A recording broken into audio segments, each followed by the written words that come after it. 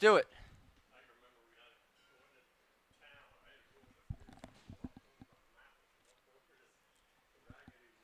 Hello and welcome into episode 5 of Sundays with the Stallions. We are live at Mirabella's restaurant in the heart of Saugerties, New York. A great place for today's episode. John Gross alongside Jake Starr, and the man to my right is someone who all of you know, one of the foremost names in the baseball world, Stallions head coach Rich Dubee. Coach, thanks for joining us today. It's always my pleasure to be around you guys. Here, let's get this mic on. There we go. Why didn't you do There that you ahead go. of time? I thought it was on. That's You do that ahead of time. John's the engineer here. Okay. listen. This is live TV at its best right now. Rich, first of all, thanks for joining us today. Oh, it's fine. This is a pleasure. I like to be around you guys. Really? Limited amount of time, but I like to be around you guys.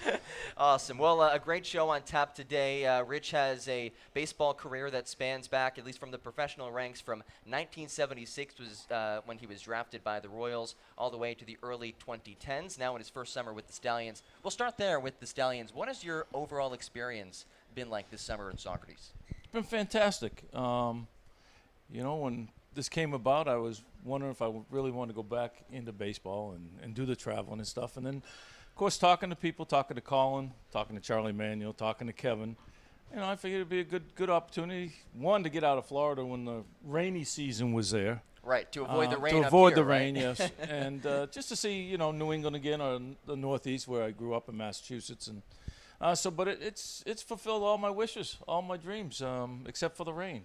If we could do, Kevin does so much stuff around the field and for the players. I'm surprised he hasn't put a dome on the stadium yet, but I'm sure that's in the works somewhere down the road.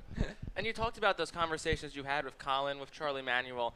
What was the process like in you coming to Saugerties? What were those conversations consisting of, especially with Kevin Hinchy, that had you commit to taking this job, eventually? Oh man, it was tough negotiations. I had to get an agent involved to deal with Kevin, and no, it was real. It was real simple. Kevin said, "Well, do you want to come?" And I had talked to Colin, and Colin said the baseball was good. Kevin got a lot of quality people and good people. So I said, "Sure, let's go." My wife was all in. She wanted to get out of Florida for a little bit and see different parts of the country, and it wasn't that tough to twist my arm, really. Now, you worked obviously for decades in Major League Baseball. I know baseball at the professional ranks is going in a certain direction. And was there an essence of your decision to come to Saugerties because this is kind of baseball at its purest? Yeah, well, first of all, yes. I wanted to be able to teach not my way, but the way I learned how to teach and how to play baseball. I had a lot of great mentors when I was young coming through professional baseball. They taught me a lot of good lessons, and I thought, I thought they were valuable, and I thought they were worth passing on to some of the younger players. There are different theories out there now. Do I agree with all of them? Do I agree with some of them? Maybe some of them. But I like the pure essence of baseball. I like players running. I like action on the field, and that's something that is missing from especially Major League Baseball right now. And that kind of leads me to my next question, is that you coach Major League Baseball, you coach some of the best pitchers throughout your time, in the pros, and then you come here and coach a bunch of guys that are, college players all the way from D1 to D3. What are the biggest differences in your approach when you talk and you coach a Major League Baseball player like a Cliff Lee or Cole Hamels, or you're coaching a, Division I college level pitcher? Well, the Major League guys, of course, are much more refined, and it's a lot fine-tuning. But I also was a pitching coordinator, and I had kids that, for the 5 or 6 years I was pitching coordinator, we had kids right out of the draft, out of high school or junior college or whatnot, and watch those kids develop right through the system. So, yes, there's more teaching, more major probably changes that you have to make in a kid's delivery. And a lot of it is, the mental aspect of the game also. Kids trying to be able to focus. Even in this environment, they're competing, and they can get distracted even with small crowds. So you fine-tuning everything. But, of course, a Major League guy, it's a lot less major, and it might be just a tweak here or a tweak there, where the younger guys, sometimes it's a pretty good overhaul. How would you say that the Stallions franchise and the level of baseball that's played in Saugerties compares to other leagues around the country maybe that you've come across in your years in baseball? Oh boy, amateur-wise, I couldn't tell you really. I saw, maybe 1 or 2 games on Cape Cod League. Growing up there, I never went down there because I was playing during the summer. Signing out of high school, I never had an opportunity to play down there. So when I did retire, Maureen and I went down and I saw a couple games. I think that it's very similar to the Cape League. Of course, down there you have a lot of high school fields that are being used. Up here, you have some of the older professional fields that are being used. But as far as speed of the game, for the 2 games that I saw down there, to the games, I think it's pretty compatible.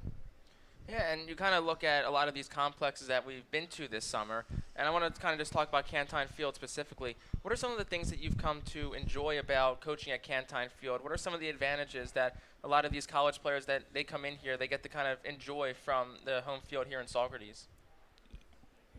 Well, they're treated like they're royalty. I mean, I've never seen so much food get distributed to kids in my whole life. These kids eat like, nobody else. The field conditions are awesome. Greg and his crew out there, whether it's pulling a tarp, whether it's, fixing a mound, those guys are just fantastic. It's probably the best field we play on, even some of the turf fields. Our playing surface in the infield is just fabulous. And our pitcher's mound is the best by far, I would say. The kids don't have to worry about, potholes and everything over on the field like we do at some other places. And it's just a nice, small hometown, community where the fans are behind you and the young kids think these guys are, the up-and-coming major leaguers, which they should, and they look up to our players, which is just fantastic. And, again, growing up in the Northeast in a small town, we had okay fields, but nothing like the complex that the kids have here. It is just phenomenal. And despite your decades working in baseball, this was your first summer as a head coach. What has that experience been like? Well, making lineups, I've always coordinated pitching, so all I'm doing now is coordinating position players per se. And, when I came here and I was supposed to come as a pitching guy, Colin got sick. Kevin asked me to run the club. I want to do it with integrity. I wanted to make sure that Kevin has to continue to recruit players. I wanted to make sure that all the players got ample playing time, that when he has to go back to a school and get players from that school, these kids are going back with positive stories. So that's been a main goal. And just doing it right, teaching the right way, and teaching kids the right attitude, and hopefully building character in them. Character is an important thing for me, and we've had tough times. We've had 4-day stretches where we haven't been able to play because of the rain, and, we've had late trips and whatnot. But, sometimes you just have to strap it on and go get them, and our guys have done a good job.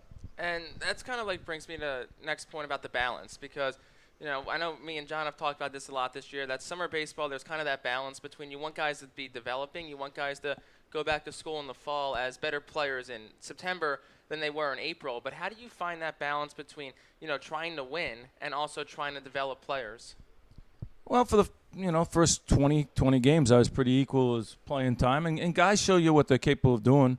Now, as we're getting down here closer to the stretch, I will, pick lineups that I think are a little bit better. But at the same time, I still want guys, to get a fair opportunity of playing time at bats, innings pitched. And like you say, it's, development. Well, I wish at times we had more pitchers that I could have bullpen sessions more often with some of the kids, because just like hitters, pitchers need to have bullpen sessions where they can work on things, because if you never work anything off the field and all you're doing is going and doing the same stuff you've been doing on the field, you're not making any strides forward. I want to go back in your baseball history. I read a really fascinating story about when you were a kid. You would drive around your neighborhood on your bike, and you'd recruit people to play and just pick up baseball games. What was it that drew you to baseball at a young age? I really don't know. Maybe I was halfway decent at it, and you always like stuff that you're good at. But yeah, I had a big field in my backyard. Our neighbors had a big field, and so we could combine those and we could play back there. The world was safe. We could get on our bikes and ride to the Little League fields, and we could play. And, yeah, I always had a passion for, baseball. I always had a passion for all sports. I love basketball almost as much as baseball. And it was just a small-town community like this that, Mickey Cochran was born there. I had a high school teammate, when I was a freshman. He was a senior. He was the 5th pick in the country.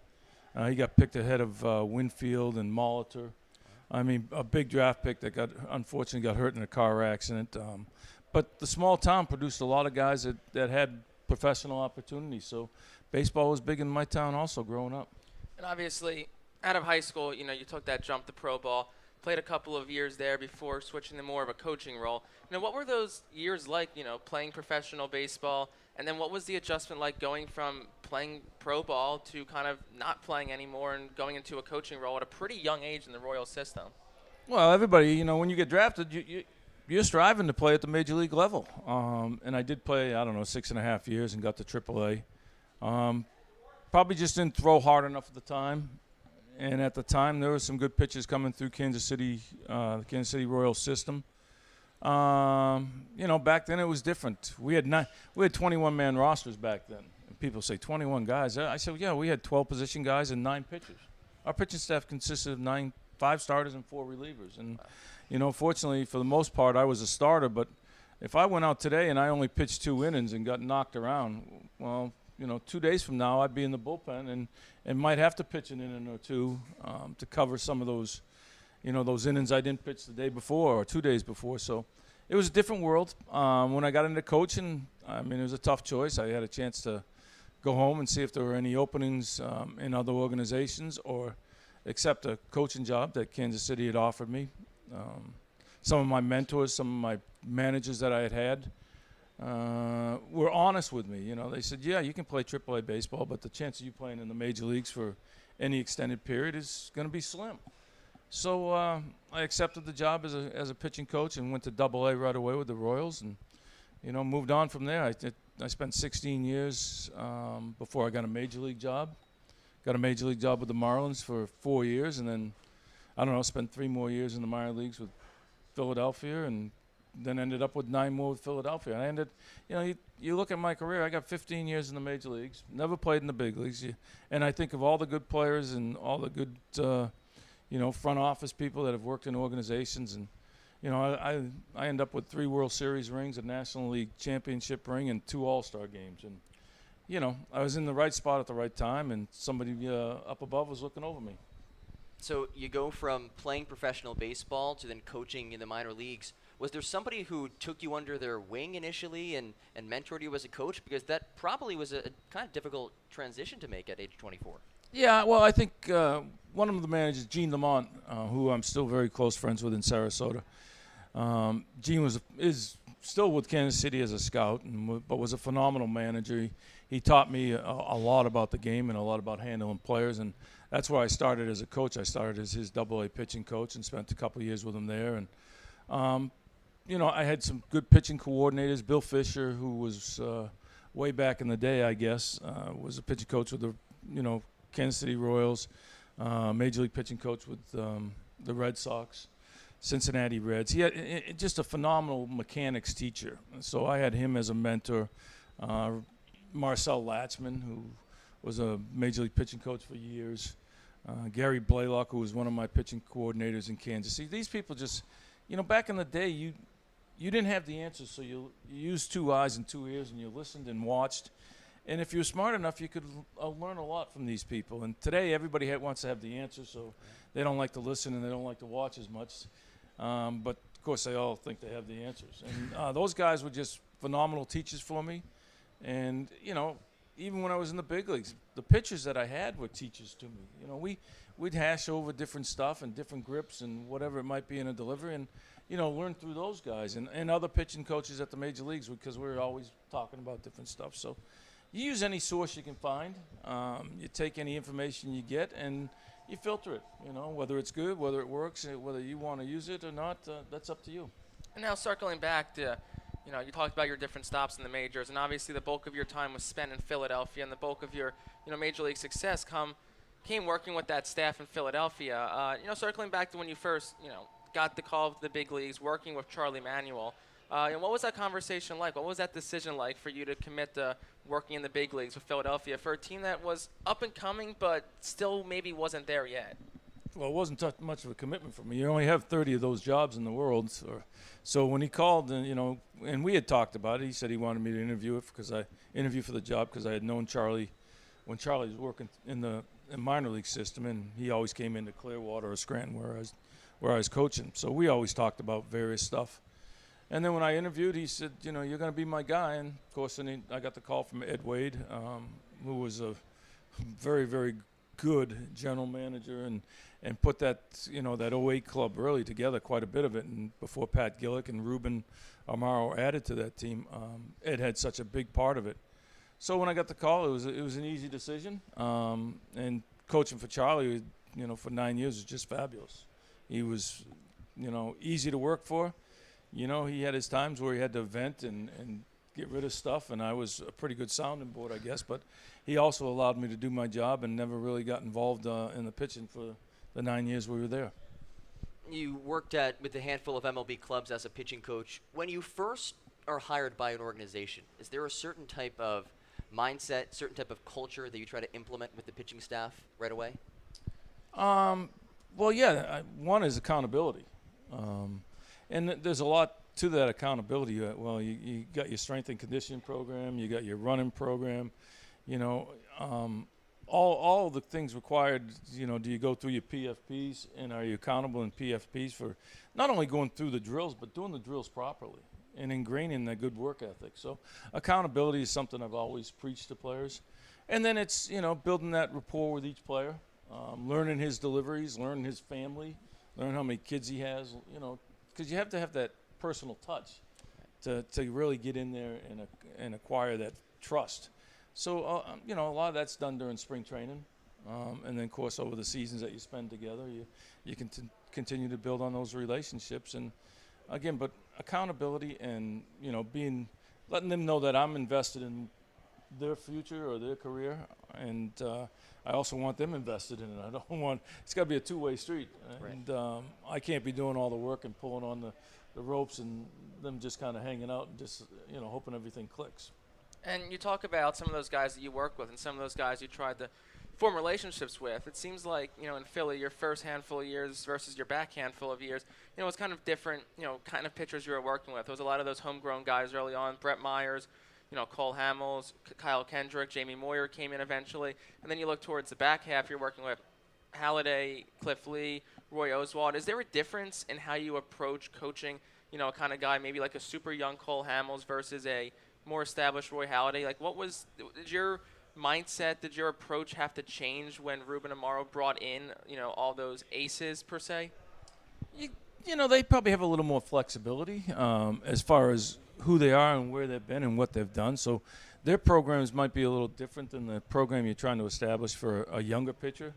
And again, I did have a couple different sets of guys where Myers and Madsen and those guys were younger, but even before the veteran guys came along, of course, Jay Happ and Wardley were younger guys. Kyle Kendrick were younger guys. So at that time, Philadelphia was very good at promoting pitching and developing pitching. And Ruben and Pat Gillick had the ability to use a lot of those guys in trades. They used a lot of those pitchers that established themselves a little bit in the big leagues, like Jay Happ, who was, I think, a runner-up in Rookie of the Year, and Vance Woolley, who was the third finisher in Rookie of the Year. And those guys established value, and Ruben and Pat were able to use those guys and flip them around for the Hunter Pences or the Oswalts. And, yeah, a veteran guy, they come in probably more established with a program, but most players want eyes on them. They want attention, and they want to know, what you see and the information you can give them. I want to talk about the '08 season. Jake is a big Phillies fan. I'm sure he'll have a whole lot of questions about that. But when you go into a season like that, and obviously, you kind of knew, I guess, going in that you were going to have a good team, is there a mindset that this is our year? Like in spring training, are you thinking to yourself, and is there talk in the locker room, this is our year to win the World Series? I don't know if you're thinking winning World Series, but 2007 we made the playoffs for the first time in a long time there. We had a nice core coming up with Jimmy Rollins, Chase, and Howie, and Shane Victorino, who played very well after being a Rule 5 guy, and Chooch behind the plate. And we had some pitching, and the depth wasn't probably as good as you would like it to be, but we knew we were going to be good. The guys were very disappointed in getting, kind of just walked upon by Colorado in a 3-and-out deal the prior year in the playoffs. So we knew we were starting to get to the point where we were going to be really competitive and hopefully competitive for a long time. So, yeah, I would say the attitude was we can win, but, you always want to think you can win the World Series, but you need to stay healthy and you need some luck along the way. And fortunately, in 08, we got it. Was there a point during that season where you thought, or maybe you could tell the team as a whole thought, we can do this thing, we're good enough to do this thing? Probably after the All-Star break, we really started to hit our stride.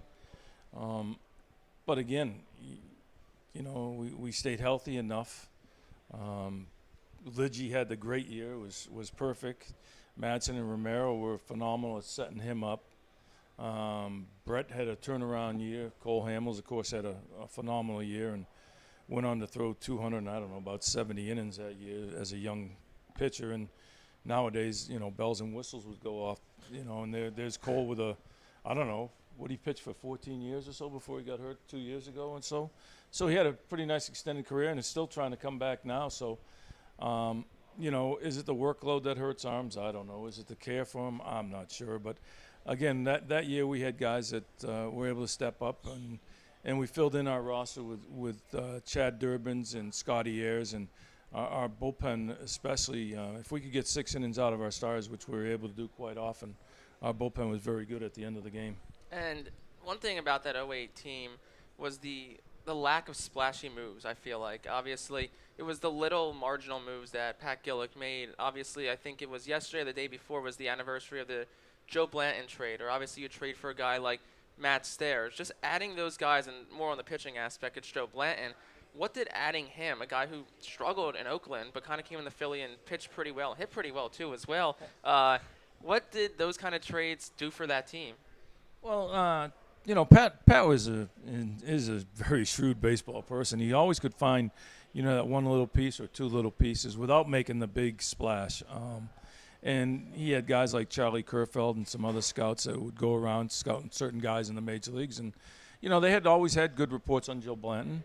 And fortunately, coming to a different environment and, a competitive team going down the stretch. And Joe kind of caught fire for us and, was a great addition, as was Matt Stairs and anybody else that Pat always got us. So, again, small pieces, when you're putting together a roster of 25, you never know who the key piece is going to be. And it takes 25 plus other guys that have been there for the season or might be added to really win. Obviously, most people never have the experience of being a part of a World Series, maybe as a fan, but not as a coach or as a player. So what's it like to coach in a World Series? Oh, boy. There's some sleepless nights.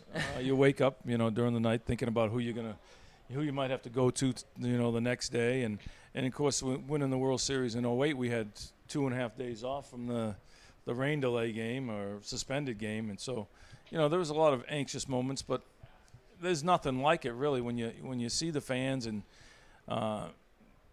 Citizens Bank actually, I think it was moving that night that we won, and a lot of nights with the towels and the crazy fans that they have. They're just passionate people and their expression of joy. And then of course when you get to the parade and you got people hanging in the trees, you were probably in one of those trees, I imagine. But you have people hanging in the trees, and you got police officers thanking you for doing this for the city, and it was just an incredible feeling. And you kind of step back and realize the impact you have on so many people in a city. Have you ever, since going back, have you actually had to buy a drink? Is that true that you never have to buy a drink again if you win a championship in a city? I don't know. I don't spend much time back there. The only times I go back in Philly really is for alumni weekends, and usually the Phillies are so gracious they pick up everything anyways, and that's just the Philly organization. It's just it's always been a phenomenal place or organization to work for, and they run great alumni weekends, and it's always something to look forward to. And it's a couple quick ones for you here about that 08 team. First of all, you mentioned the suspended Game 5 against Tampa Bay. How did that change your approach? What did you have to change how you were approaching that game, or were you still thinking, all right, Cole's done, obviously. These are the guys that we're going to run out there, or are you thinking maybe, did you feel like things were off, or was your approach kind of the same there when you came back for that second part? Well, we knew Cole was done. Of course, 2.5 days later, and he pitched so well, and Jimmy wasn't able to get to the ground ball in a monsoon there in a lake-filled infield, and I can understand why the commissioner did what he had to do. He couldn't have a game cut short, and I'm glad they've changed the rules since then. But yeah, we kind of tried to plot where they were going to go as far as pinch hitters, who they had coming up for their guys, and where we could go with our bullpen. And you're shifting and trying to think of this and that. And of course, Charlie was thinking of who he was going to hit for Cole right away, and then he went with Jenkins, who got the big double. And I mean, a lot's made about analytics today and all the numbers that they have. But you know what? When I got to the big leagues in '98, we had matchup sheets, we had left-right numbers, we had all those numbers. Today's numbers may be a little more glorified, but the numbers of matchups of who against who were always available to us, and the breakdowns of pitches versus left-handed hitters or right-handed hitters, it was always there. So the information was there, and we just played it according to what Charlie felt what he was comfortable with. And I think maybe from an outsider's perspective, people look at that 2008 pitching staff. You go Hamels, Myers, Moyer, Blanton, games 1 through 4. And they say that was the staff that won the World Series. It wasn't the Halladay, Lee, Hamels, Oswalt staff. From your perspective on the inside, was there really, people will say, how did that staff win a World Series but not the other ones? But from your perspective, did you think that staff was talented enough, the 08 one, to carry you guys all the way? Well, I knew they were capable of giving us, 5 and 6 innings. Cole was probably the one guy that could get deep in a game. Jamie was just, people were down on Jamie because he hadn't pitched well in the first 2 playoff series. And Jamie just, he wanted it so bad. His approach probably in the playoffs wasn't as good as it needed to be. But I always had a lot of confidence in Jamie Moyer. What a professional career he had. And he overcame and persevered. Talent-wise, they probably not the big names that, of course, the 11 or season was. But, pitching can win games, but you also have to be able to catch the ball, and you have to be able to produce some runs. And I think our team in '08, we were just probably peaking at the right time, where our whole offense was coming together. And, of course, we had a really solid end of the game with Madsen, Romero, and Lidge. The 11 season, I think that staff pitched for the season a 3.02 ERA. And, we get beat, I don't know what we got beat in St. Louis. We won Cole's game 3-0, I think. Francisco game 3 hit a big home run for us. Game 4, we got beat 4-2 or something. In game 5, we got beat 1-0. So we just couldn't get the hit at the right time. Tony La Russa, used his bullpen accordingly. And, again, a broken bat here or a bloop there, and stuff you really can't always predict can be different. The difference in a game and in a series. I don't know if you definitely don't know this, but you and Jake actually have a little bit of a history from your time with the Phillies. I don't think Jake has mentioned this to you yet, but I'm going to put Jake in the spot here. Jake, if you want to share with Rich your experience from back in the day with Mr. Dubee. So June of 2010, I was at the Phillies, like the Phillies summer camps, they would do like those week camps, and they would bring coaches to the school or the camp it was at, and you were the coach that was there. And I remember asking you, I forget what the question was, something about how do you pick what pitchers at certain times, but yeah, you came, you spoke to us. I remember exactly where I was, like we were sitting under a tree down a hill, and you came and spoke to us on, I think it was Wednesday in the middle of June, just like June, I don't know, late June at a Phillies camp. So technically, I guess this summer was not the first time I spoke to you, but that's the history that we have. And I bet you had white pants on and a red shirt. Probably. A Philly shirt, Probably. right? Like all the kids had in those camps. Yep. And those are the things Maureen and I talk about, because Maureen's become a big Lightning fan in hockey. Of course, they've won 2 championships. She likes champions. Right. She Nice. runs with the champions, But no, they're out now in Tampa with the Stanley Cup. The players are going around the community, door to door, with people that have signs on their houses, and they're continuing to promote their game. The Rays, who are a very good baseball team year in and year out, you never see their people out and around. Philadelphia had that knack when they ran those summer camps. our players, they had so many players going out to different camps, different parts of Philadelphia area, and they hit every side of Philadelphia and went out a ways. I don't know how far away you grew up from Philly, 30 minutes, 40 minutes? Yeah, for about 45 minutes, Yeah, Westchester. this is where we went to camps, and they'd have the coaching staff participate in those camps, and the kids were all dressed in white pants and red tops, Philly hats, right? And then I think in the end of the season, somewhere in September, they all attended a game. And this is what the Phillies did to continue to promote their name and to promote the game in the area. And it's amazing. Kevin does it here on a smaller accord because he doesn't have, the people or the power. But our guys are out in the community. Our guys show up at the car show, and they show up at different venues to continue to promote the Stallions. And it's great business, but it's great promotional stuff that continues to propel the organization here. Whether it's Jake and obviously that memorable moment for him, or just the police officers thanking you, the impact that you made, and just working in baseball in general, and clearly, to some degree, changing people's lives with leading a team to a championship. How does that make you feel, knowing that you've had such a profound impact on people? Well, I don't know the impact. Look at Jake. I don't know what type of impact I had on him. He's not playing. He's doing his PR stuff, and his media stuff, and his communication. But you know what? He asked you a question, and now he's asking you questions again. That's true. Maybe that got him started into this. Yeah. I definitely didn't give him enough lessons on a good breaking ball, or maybe some fastball arm straight. But maybe I helped him with the question. But no, again, 42 years in professional baseball. Before then, I worked a lot of tough jobs. Coming through the minor leagues, I was working in the wintertime. But really, once I got into coaching and got established, and I never worked. Coaching was not work for me. This isn't work for me. This is a passion I've had my whole life, a game that's given me everything. I mean, it's provided for my wife and our 2 kids. So this has never been work. And to hear stories like this are phenomenal. I wish I could have spotted him where he was on the parade route, but you hear from different people, and this winter was a crazy winter, of course, with the pandemic. But I got more fan mail to sign autographs this winter than I ever have. I've gotten some over every year, but this year there were more families and more moms and sons, or dads and sons, that were going through their card collections and sending them out to get autographs. And that, somewhere you got to promote this game and continue to build this game, because, you look at the attendance and you look at the people watching it, it's going down, and that scares me, because it's always been America's pastime, but somewhere we're missing the boat now.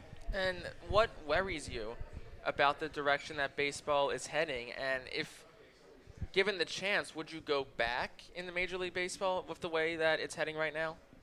I don't know if I'd go back into Major League Baseball. I interviewed for the Phillies job. I didn't get it because they wanted to go with a more tech-savvy guy, I guess. I mean, maybe I was too old school. I don't know. They make those choices, and they live with them, and I live with those choices, and I'm just fine. Would I go back? I'm not sure. What worries me about the game is the lack of action. The lack of action, and I think, unfortunately, the way it's played, the way some people believe pitching should be handled, and the way hitting should be approached. I mean, you're having walks, strikeouts, and home runs. But at the same time, when you look at everybody in love with velocity, I showed you guys the other day that the team ERAs over the last 4 or 5 years, since the drive line and the velocity and the spin rate phenomenon has come into baseball, those numbers have gone way up. Well, somewhere they're missing the boat about pitchability and being able to command and being able to change speeds. And I think owners are missing the value to a 300 hitter, a guy that takes the base hit the opposite way or can lay down a bunt and stuff. So those things are missing in the game. I think, unfortunately, I think arguments between managers and umpires are being missed. I mean, you can't argue with, somebody in New York that's looking at the replay. And maybe you can argue with the plate umpire, because we still don't have the robo umpire back there yet. But I think which we should. I think some of that people are missing. And I don't know. I don't know how good Major League Baseball is doing generally just to promote its games with commercials and advertising. Is there anything in baseball that you still like to accomplish? I don't think so. No. Again, I mean, I didn't accomplish any of the other stuff. The good players that I coached accomplished it. I was fortunate to have a good seat, just like I have a great seat between you two guys. I had a good seat. But I don't think so. No. I mean, again, like, Ernie Banks never won a World Series. I'm sitting with 3 World Series rings. I got to coach guys in the All-Star game, 2 of them, and they were just phenomenal weekends, but they were hectic weekends. But, no, I don't think there's anything in baseball that I need to accomplish. I need to accomplish getting my handicap a little lower in golf again, and that's going to take a long time now because I'm going to have to go back and retool my swing here for a little bit before I take on too stiff a competition. You've been watching us play too much this summer. Certain guys, yeah. Michael, I won't say you, but there are certain guys, yeah.